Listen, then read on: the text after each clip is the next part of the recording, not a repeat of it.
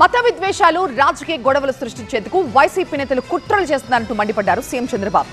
2019లో జరిగిన వివేక హత్య దగ్గర నుంచి నిన్న నంద్యాలలో వైఎస్ఆర్ విగ్రహ ధ్వంసం వరకు పలు ఘటనల్ని చంద్రబాబు ప్రస్తావించారు.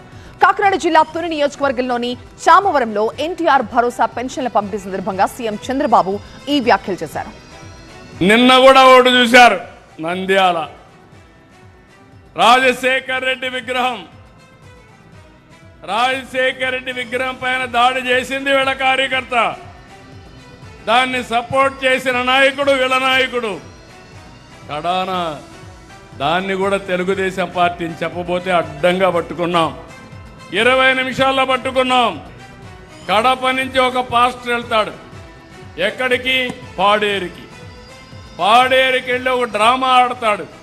ఆయన్ని ఎవరో కొట్టారని ఆయనే కొట్టించుకొని నాటకాలు ఆడి రాష్ట్రం అంతా మత విద్వేషాలు సృష్టించాలని ఒక పెద్ద నాటకాన్ని క్రియేట్ చేశారు. ఒకప్పుడు కూడా మనం చూసాం, దేవతలు లేకుంటే రాజులు యజ్ఞాలు చేసేవాళ్ళు ప్రజాహితం కోసం. రాక్షసులు వచ్చి డిస్టర్బ్ చేసేవాళ్ళు. వాళ్ళతో యుద్ధం చేయాలి, మళ్ళీ యజ్ఞ ఫలితాలు తెప్పించి మీకు పంచాలి. నా పరిస్థితి కూడా అదే.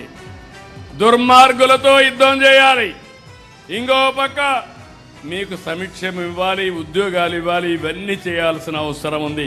ఒక ఆయన అంటున్నాడు, ఇది గొడ్డలి పార్టీయే కాదు, ఇంకా కత్తులు కటారాలు తీసుకొస్తా అంటున్నాడు.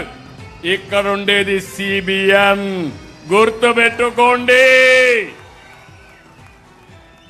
ఈ దృఢమైన ఎన్డీఏ, ఒక పక్క నేను, ఒక పక్క పవన్ కళ్యాణ్ గారు, ఒక పక్క నరేంద్ర మోడీ గారు ఉండే ఎన్డీఏ.